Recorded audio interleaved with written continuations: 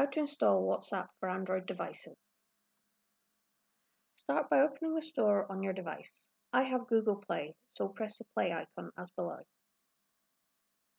Press in the search box above. As you start to type WhatsApp, it will appear in the list below the search box. Press on WhatsApp. Press Install.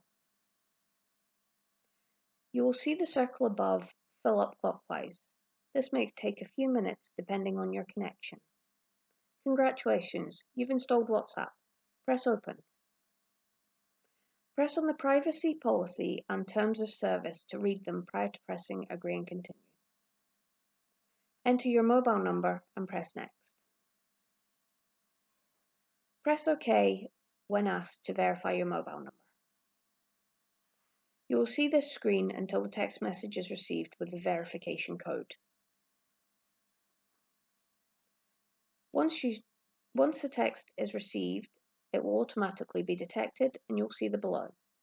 You will be given the option to restore a backup if you have had WhatsApp before.